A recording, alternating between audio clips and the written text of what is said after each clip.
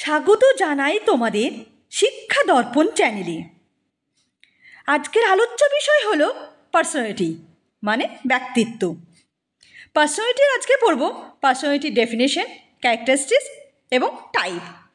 ব্যক্তিত্বের সংজ্ঞা, বৈশিষ্ট্য এবং প্রকারভেদ নিয়ে আজকে আলোচনা করব। আমি তোমাদের আগের ক্লাসে বুদ্ধি মানে ইন্টেলিজেন্সের বিভিন্ন থিওরিগুলো পড়িয়ে দিয়েছি, যেমন স্পিয়ারম্যানের থিওরি, গার্ডেনের থিওরি, গিলফোর্টের থিওরি, থার্স্টনের থিওরি, স্টার্নবার্গের থিওরি ইত্যাদি পড়ানো হয়ে গেছে। তোমরা যদি এগুলো না দেখে থাকো, প্লেলিস্ট থেকে এগুলো দেখে নিও। এছাড়া আমি সোশিওলজিক্যাল ফাউন্ডেশন অফ এডুকেশনের মধ্যে social group, social process, social change ইত্যাদি বিষয়গুলো পড়িয়েছি।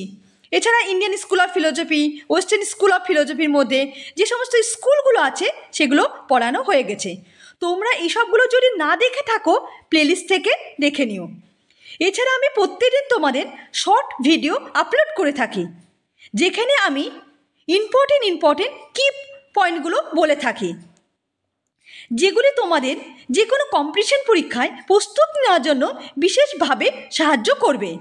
তোমরা যদি এগুলো না দেখে থাকো, প্লেলিস্ট থেকে দেখে নিও। আর আমার পড়ানো যদি তোমাদের ভালো লেগে থাকে, চ্যানেলটা লাইক, শেয়ার, সাবস্ক্রাইব করতে ভুলবে না এবং পাশে থাকা বেল আইকনটি প্রেস করে দেবে। তাহলে আমি কোনো ভিডিও আপলোড করলে সবার আগে তোমাদের কাছে পৌঁছাবে। তাহলে শুরু করা যাক আজকে পার্সোনালিটি বা ব্যক্তিত্ব, ডেফিনেশন, ক্যারেক্টারিস্টিক্স এবং টাইপগুলো নিয়ে আলোচনা করি।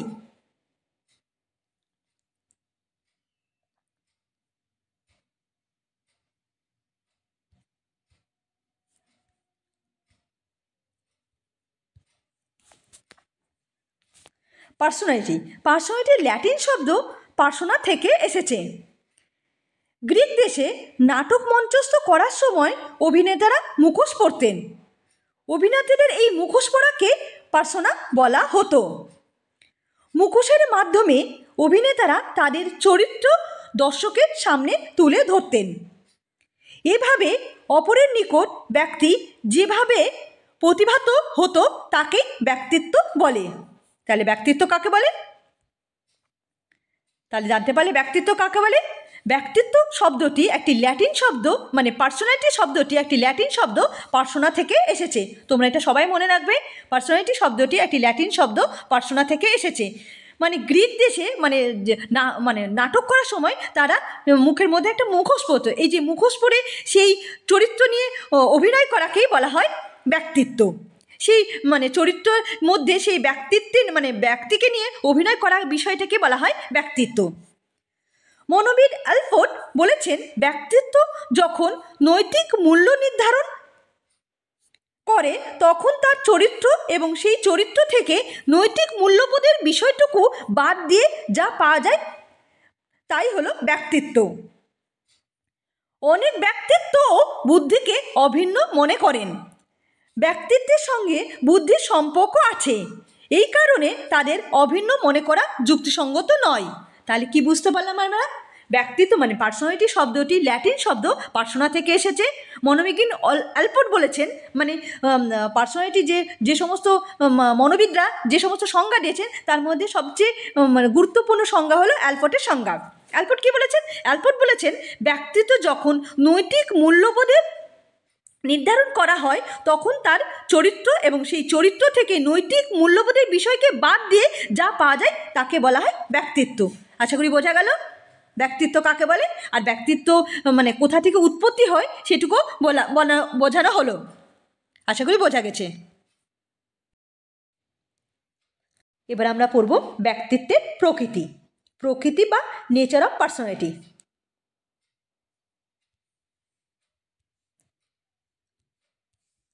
প্রথম বৈশিষ্ট্য আছে, ব্যক্তিত্ব হলো একটি চিরগতিশীল সংগঠন। চিরগতিশীল বলে একটি ডাইনামিক প্রসেস। ব্যক্তিত্ব পার্সোনালিটি একটি ডাইনামিক প্রসেস, সবসময় পরিবর্তন হয়, চিরগতিশীল সংগঠন একটি। 2 নম্বর পয়েন্টে কি আছে? ব্যক্তির বিভিন্ন কর্মের মাধ্যমে ব্যক্তিত্ব প্রকাশ পায়।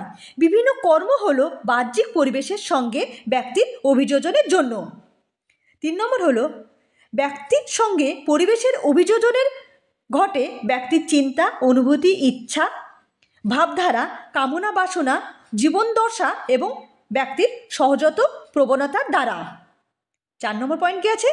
ব্যক্তিত্ব কখনো চিরস্থায়ী সংগঠন নয়, এটি সদা পরিবর্তনশীল, বিকাশমান ও বর্ধনধর্মী। 5 নম্বর পয়েন্ট হলো ব্যক্তিত্বের মূল ভিত্তি হলো আত্মসচেতন ও আত্মনিয়ন্ত্রণের ক্ষমতা। তাহলে ব্যক্তিত্ব নামে কী কী বৈশিষ্ট্যগুলো জানতে পারলে, মানে প্রকৃতি কী কী ব্যক্তিত্ব? ব্যক্তি হলো একটি চির গতিশীল প্রক্রিয়া। 2 নম্বর হলো ব্যক্তি বিভিন্ন কর্মের মাধ্যমে ব্যক্তিত্বের প্রকাশ পায়। 3 নম্বর হলো ব্যক্তি পরিবেশের সঙ্গে অভিযোজনের মাধ্যমে তার চিন্তা ভাবনা, ইচ্ছা শক্তি বা কামনা বাসনা ইত্যাদি মানে প্রবণতা দেখা যায়। আর 4 নম্বর পয়েন্ট হলো ব্যক্তি সদা পরিবর্তন, মানে কি ব্যক্তি স্থায়ী থাকে না, সদা পরিবর্তনশীল হয়, একটা ডাইনামিক প্রসেস। ব্যক্তি একটি সদা পরিবর্তনশীল পদ্ধতি, আর ব্যক্তির মাধ্যমে আত্মসচেতন বা আত্মনিয়ন্ত্রণের ক্ষমতা বিকাশ পায়। তাহলে বোঝা গেল ব্যক্তিত্বের প্রকৃতিগুলো। এরপর আমরা দেখে নিই কী আছে। এরপর আছে ব্যক্তিত্বের বৈশিষ্ট্য। এবার আমরা দেখে নিই ব্যক্তিত্বের বৈশিষ্ট্য। আগে কি বললাম? ব্যক্তিত্বের প্রকৃতি। এবার পড়বো ব্যক্তিত্বের বৈশিষ্ট্য, ক্যারেক্টারিস্টিক্স অফ পার্সোনালিটি। প্রথম পয়েন্ট কি আছে? ব্যক্তিত্ব সহজাত ও অর্জিত। মানে কি? ব্যক্তিত্ব মানে সহজাত, মানে যেগুলো দৈহিক, মানসিক বা প্রক্ষোভিক মানে ইমোশনাল, এই সমস্ত বৈশিষ্ট্যের সঙ্গে যে সমস্ত বৈশিষ্ট্য অর্জিত, যেগুলো অর্জন করি, তাদের ফলই হলো ব্যক্তিত্ব। মানে ব্যক্তিত্ব সহজাত প্লাস অর্জিত, দুটির যোগফলের দ্বারাই ব্যক্তিত্ব গঠিত হয়। তাহলে ব্যক্তিত্বের প্রথম বৈশিষ্ট্য কি হলো? ব্যক্তিত্ব হলো সহজাত এবং অর্জিত। 2 নম্বর বৈশিষ্ট্য কী আছে? ব্যক্তিত্ব হলো গতিশীল। ব্যক্তিত্ব একটি গতিশীল পদ্ধতি, মানে আমি আগেই বললাম তোমাদেরকে, ব্যক্তিত্ব হলো ডাইনামিক প্রসেস, মানে সদা পরিবর্তনশীল, মানে একটি গতিশীল পদ্ধতি। 3 নম্বর পয়েন্ট কী আছে? ব্যক্তিত্ব একটি সংগঠন। ব্যক্তিত্ব সংগঠন বলতে কি বোঝায়? ব্যক্তির মধ্যে যে সমস্ত গুণগুলো আছে, মানে যেগুলি সহজাত, মানে আগেই পড়েছিলাম যেমন সহজাত, যেগুলো সহজাত বৈশিষ্ট্য আর যেগুলো অর্জিত বৈশিষ্ট্য, তাদের সমন্বয়ে একটি সংগঠিত রূপ হলো ব্যক্তিত্ব। তাহলে একটি ব্যক্তিত্ব একটি সংগঠনের রূপ। 4 নম্বর পয়েন্ট কি আছে? ব্যক্তিত্ব একক হলেও জৈব মানসিক সত্তা। মানে কি? ব্যক্তিত্বে একটি একক বৈশিষ্ট্য, মানে দেহ, মন প্রভৃতির দ্বারা ব্যক্তিত্বের মানে বিকাশ ঘটে। এর জন্য ব্যক্তিত্ব একক হলেও একটি জৈব মানসিক সত্তা। আর 5 নম্বর পয়েন্ট হলো ব্যক্তিত্বের আচরণ নির্ধারিত। মানে ব্যক্তির যে সমস্ত আচরণ হবে, ব্যক্তির আচরণ, গতি, প্রকৃতি ইত্যাদি নির্দিষ্ট হয়, তার দ্বারা ব্যক্তির আচরণগুলোকে নির্ধারণ করা হয়। মানে ব্যক্তির আচার আচরণ, গতি, প্রকৃতি ইত্যাদি নির্দিষ্ট। আর 6 নম্বর পয়েন্ট আছে ব্যক্তির অনন্যতা। ব্যক্তির অনন্যতা বলতে ব্যক্তির নিজস্বতা দেখা যায়। তাহলে কি কি জানতে পারলাম ব্যক্তিত্বের? ব্যক্তিত্ব প্রথম পয়েন্ট হলো সহজাত অর্জিত, ব্যক্তি গতিশীল প্রক্রিয়া, ব্যক্তিত্ব একটি সংগঠন। আর 4 নম্বর পয়েন্ট কি বললাম? ব্যক্তি একটি জৈব মানসিক সত্তা। আর 5 নম্বর পয়েন্ট হলো ব্যক্তির আচরণ নির্ধারিত। আর 6 নম্বর পয়েন্ট হলো ব্যক্তি অনন্যতা, মানে ব্যক্তির একটি নিজস্ব বৈশিষ্ট্য রয়েছে। আশা করি বোঝা গেল। এরপর পয়েন্ট কি আছে দেখে নিই।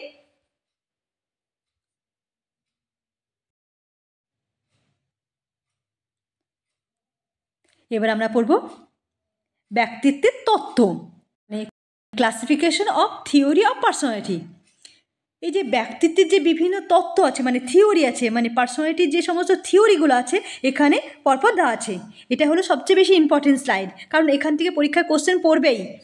যেমন এখানে দেখো থিওরিগুলো আছে, মানে টাইপ থিওরি, টেড theory, psychoanalytical theory, humanistic theory, তারপরে আছে লার্নিং অ্যাপ্রোচ ইত্যাদি বিষয়গুলো, মানে কোনটা কোন থিওরির মধ্যে পড়ছে সেগুলো এবার আমরা পড়বো।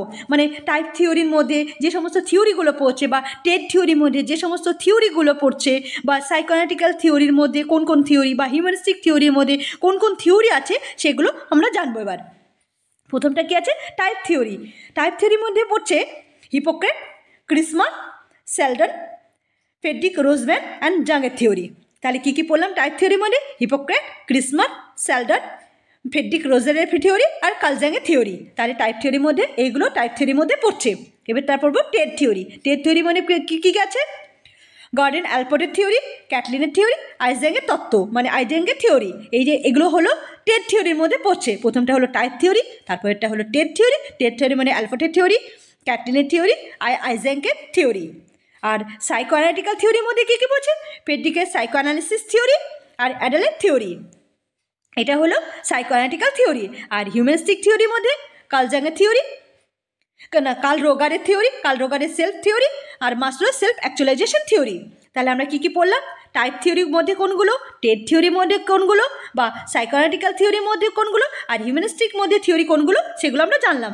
এছাড়া লার্নিং অ্যাপ্রোচের মধ্যে পড়েছে ডেলাস অ্যান্ড মিলানের তত্ত্ব।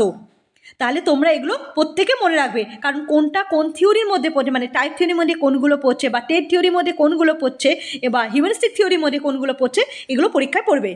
তাহলে এগুলো তোমরা ভালো করে মনে রাখবে। তারপরে এবার শুরু করে দিই, এরপরে দেখে নিই। এরপরে হলো আমরা এখানে পড়লাম কি টাইপ থিওরি। টাইপ থিওরির যে ভাগগুলো আছে এবার একটা একটা করে পড়ে নিই। টাইপ থিওরি প্রথম ভাগে আছে হিপোক্রেট। এবার যে হিপোক্রেটের মধ্যে যে সমস্ত বৈশিষ্ট্য বা হিপোক্রেটের মধ্যে যে ভাগগুলো আছে সেগুলো এবার আমরা জানবো। হিপোক্রেটের মধ্যে দেখো, হিপোক্রেটের মধ্যে 4 ভাগে ভাগ করা আছে। হিপোক্রেটের মধ্যে স্যাঙ্গুইন, এর বৈশিষ্ট্যগুলো হলো এরা হয় সক্রিয় ও আদর্শবাদী হবে। 2 নম্বর হলো কোলেরিক। কোলেরিক হলো খিটখিটে মেজাজ বা অল্পতে রেগে যায়। কোলেরিকের বৈশিষ্ট্য হলো খিটখিটে মেজাজ বা অল্পতে রেগে যায়। 3 নম্বর হলো প্ল্যাগমেটিক, মানে শান্ত ও মানসিক ভারসাম্যযুক্ত হবে। আর 4 নম্বর হলো কোলেরিক বা হতাশাগ্রস্ত হবে এরা। তাহলে কী কী বসতে পারে জানতে পারলাম আমরা? হিপোক্রেটের মধ্যে স্যাঙ্গুইন, কোলেরিক, প্ল্যাগমেটিক আর হলো মিলানকোইক। মানে এগুলো তার বৈশিষ্ট্যগুলো এখানে দেওয়া আছে। তারপরে কি আছে দেখো, তারপরে দেওয়া আছে ক্রিসমান। ক্রিসমানের মধ্যে কি? ক্রিসমানের মধ্যে হলো পিকনিক, অ্যাথেটিক, অ্যাসলেকটিক আর হাইপোপ্লেস্টিক। মানে পিকনিক মানে হলো মোটা ও গোলাকার, মানে যারা মোটা সোটা বা হাইটের ছোট তাদেরকে বলা হয় পিকনিক। অ্যাথেটিক হলো রোগা আর লম্বাটে। অ্যাস্থেটিক হলো সুঠম দেহ। আর প্লাস্টিক হলো এদের গঠন ঠিকমতো হয় না, এরা হীনমন্যতায় ভোগে। তাহলে কী কী বলে? ক্রিসমানের মধ্যে হয়ে পিকনিক, অ্যাথেটিক, অ্যাস্থেটিক আর হাইপোপ্লাস্টিক। আশা করি বোঝা গেল হিপোক্রেটের ভাগগুলো। হিপোক্রেটে কয় ভাগে ভাগ করেছে, তাদের বৈশিষ্ট্য কী, ক্রিসমার কয় ভাগে ভাগ করেছে, তাদের বৈশিষ্ট্য কী, এগুলো তোমরা মনে রাখবে, কারণ এগুলো পরীক্ষায় কোশ্চেন পড়ে এখান থেকে। এরপরে দেখে নি কি আছে, এরপরে দেখছি হিপোক্রেট। আমি এখানে হিপোক্রেটে দেখো, এখানে বাংলায় বৈশিষ্ট্যগুলো দিয়েছি, এখানে দিয়েছে হিপোক্রেটের যে ইংলিশে বৈশিষ্ট্যগুলো আছে সেগুলো আমি আবার দিয়েছি। হিপোক্রেটের বৈশিষ্ট্য দেখো, মেলানচয়িকের মধ্যে কী আছে? হ্যাম্বেল, স্যাড অ্যান্ড ডিপ্রেস হবে। চোলেরিকের মধ্যে হলো এনার্জেটিক, ফুল অফ অ্যাম্বিশন থাকবে। আর ফ্র্যাগমেটেশন হলো স্লো, ডাল অ্যান্ড ইমোশনাল হবে। আর স্যাঙ্গুইনের মধ্যে হলো অ্যাক্টিভিটি, চেয়ারফুলি অ্যান্ড অপটিমিস্টিক হবে। তাহলে ম্যানেজারের মধ্যে হ্যাম্বেল, স্যাড, ডিপ্রেস থাকবে। চলেরিকের মধ্যে হবে এনার্জেটিক, ফুল অফ অ্যাম্বিশন থাকবে। আর ফ্র্যাগমেটিকের মধ্যে হলো স্লো, ডাল বা ইমোশনাল হবে। আর স্যাঙ্গুইনের মধ্যে হলো অ্যাক্টিভ, চেয়ারফুলি অ্যান্ড অপটিমিস্টিক হবে।